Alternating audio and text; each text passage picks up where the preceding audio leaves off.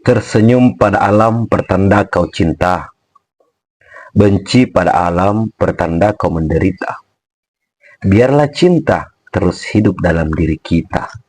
Jadilah tinta yang terus hidup dalam cerita.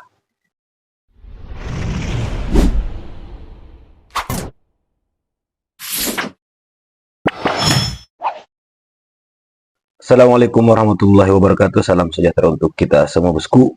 Salam NKRI, salam merah putih.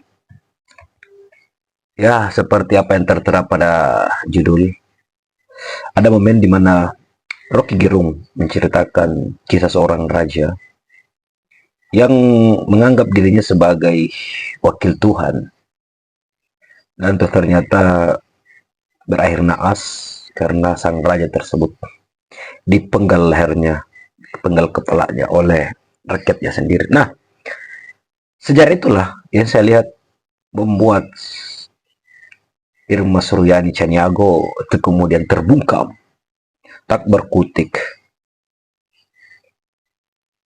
Ya karena apa ya, dengan gaya nyerocos seperti itu, justru kadang itulah yang membuat Rocky Gerung tertawa dulu sebelum berargumen. Agak lain kan. Dan kemudian ada video sindiran netizen kepada siapa lagi kalau bukan Pak Mulyono. Oke bosku, tanpa berbasa-basi mari kita simak videonya. Apa yang menurut Anda sama nggak kita bahwa ya udah nggak apa-apa di acara Rossi ya awal tahapan pemilu? Bukan soal nggak apa-apa. Bagi mahasiswa dia udah nggak percaya pada Presiden Jokowi, kan itu intinya udah. Jadi apapun yang Anda lakukan, teori secara teknis susah dilakukan, ya nggak ada soal. Kan kita mesti lihat di satu rangkaian. Ini ada pertanyaan dari Kak Irma. Irma tuh ngomong. Seorang Rocky Gerung yang memang nggak pernah bisa percaya. Kalau dia percaya dia nggak akan demo. Ketawa pula. Kalau dia percaya dia nggak akan bikin agenda tanggal 21 April tuh. Kalau dia nggak percaya dia akan berkunjung ke Nasdem, dia akan berkunjung ke P3 segala macam. Dia nggak berkunjung kemana-mana. Dia bahkan bilang kita ada di sini, DPR keluar teman kita tuh. Artinya dia nggak percaya pada Presiden.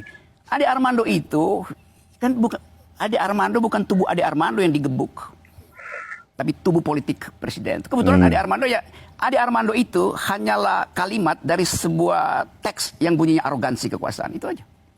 Kalau bisa saya abstrakin lagi ya, saya nggak bisa rendahkan ini. Saya agak khawatir Bung Rocky, seolah-olah kemudian karena ketidaksukaan pada Presiden Jokowi dan kemudian di situ ada sosok Ade Armando yang memang selama ini pendukung Pak Jokowi, kemudian kita membenarkan kekerasan yang dilakukan oleh seorang Ade Armando. Itu, tapi karena itu mesti bikin abstrak supaya kita ngerti hermeneutik of suspicion. Yang digebuk di situ bukan tubuh Ade Armando, bukan, tapi tubuh buzzer. Representasinya Ade Armando, siapapun yang ada di situ digebuk gitu. Karena udah terbentuk social text bahwa ini orang-orang ini Islamofobi, penjilat presiden segala macam, itu mau dihapus dengan hukum, nggak bisa. Dulu Raja Louis XIV bilang, saya ini wakil Tuhan. Nah, ini nih. Mahkota saya nggak mungkin diturunkan oleh rakyat. Lalu rakyat penggal kepalanya itu. Nah. Kriminal kayak itu bukan kriminal. Memang dia terbunuh secara biologis tuh. Yang kemarin itu bukan peristiwa kriminal. Kita mesti baca itu kalau kita abstraksikan tuh. Kalau sekedar bicara Terlepas apapun kebencian kita pada saya pertama kali bilang kemarin itu untuk soal itu. Tapi kita nggak bisa bilang ini kriminal. Ini bukan kriminal. Di belakang itu ada sosial. Apakah ada maling di situ? Bukan. Apakah ada koruptor? Bukan. Tapi memukul itu kriminal. Betul. Tapi yang saya terangkan, peristiwa itu bukan peristiwa kriminal. Di dalam hukum pidana itu kriminal karena ada bukti bahwa sasarannya itu. Tapi kita mesti mampu berpikir lebih abstrak dari itu. Di belakang itu ada social tax itu.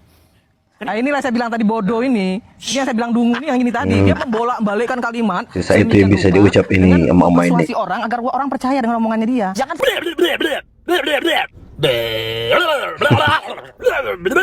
sampai saya merasa bahwa 4 orang yang ada bersama saya saat ini sama-sama mengecam.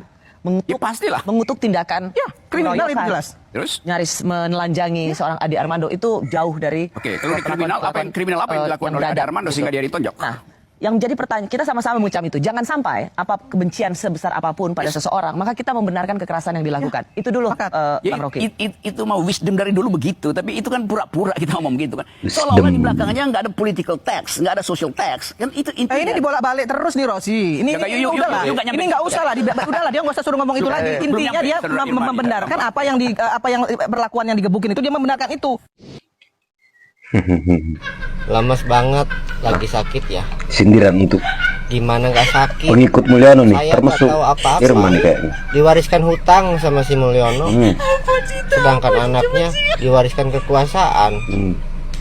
Tapi yang aneh pendukungnya kok bangga. Ya, Yang diwariskan kedunguan. agak lain.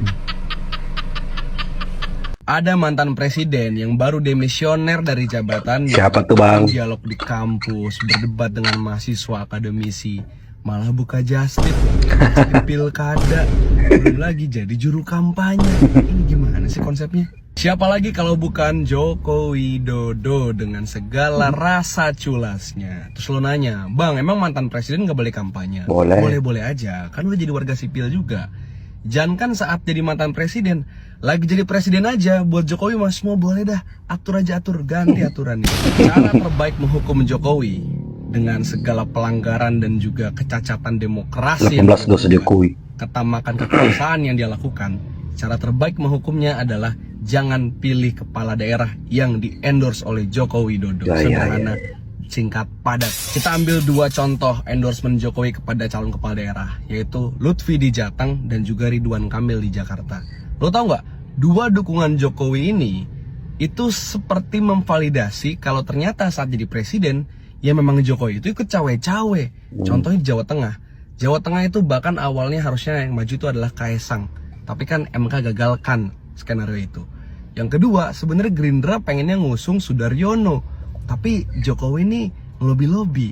Akhirnya Sudaryononya dijadiin Wamentan, dan Lutfi dimajuin jadi Cagup Jateng. Kenapa Jokowi segitunya pengen menang di Jateng? Gak lain dari Jokowi ingin mempermalukan PDI Perjuangan di kandang sendiri. Wadaw. Ya ini tuh udah bukan lagi ngomongin soal rakyat ataupun gagasan kesejahteraan. Ini memang konflik of interest aja, dendam pribadi aja. Begitupun di Jakarta yang Jokowi sama, awalnya pengen ngusung Kaesang tapi nggak bisa, MK gagalkan. Yang kedua, dia lakukan segala cara untuk menjegal Anies Baswedan. Dan terciptalah Ridwan Kamil yang jadi produk dari Kimples dari Jokowi. Produk nggak tuh. Jadi kalau sekarang dia mendukung RK dan Lutfi, ya gue bener-bener udah di titik gak heran, gak kaget. Cuman nunggu waktunya aja, time will tell gitu. Apa tujuan Jokowi melakukan semua hal ini? Dua hal menurut gue. Yang pertama adalah jelas mempertahankan kekuasaan. Jangan lupa, anak dan juga menantunya masih di kekuasaan. Bobi lagi menjadi sumut, Gibran sebagai wapres, Kaesang sebagai ketum parpol. Tentu dia pengen di pemilu 5 tahun lagi, 5 tahun lagi, 5 tahun lagi, Jokowi tetap berkuasa, anak-anaknya bisa berkuasa. Yang kedua, jangan-jangan Jokowi punya banyak kasus, dan dia nggak mau sampai jadi powerless, nggak punya kekuatan, sehingga dia perlu naruh banyak orang di daerah, Bisa jadi. di kepresidenan, supaya dia nggak tersandra, supaya dia nggak bisa dipenjara. Gua pribadi selain nggak percaya namanya santet, yang kedua gua nggak percaya kalimat yang berbunyi ketika beres saya akan kembali ke Solo. Ya kata-katanya dulu ya. Agak lain kau, Bang. Oke bosku, bagaimana menurut tanggapan kalian terhadap video ini? Silahkan cantumkan di kolom komentar ya. Jadi, sungguh memang aneh nih bapak ya satu ini ya. Bapak Mulyono ini. Entahlah apa yang dia inginkan pada negeri ini. Seakan-akan nih, dia yang punya Indonesia gitu. Asik. Oke, sampai jumpa di video selanjutnya. Jangan lupa like, share, komen, dan subscribe. Assalamualaikum warahmatullahi wabarakatuh.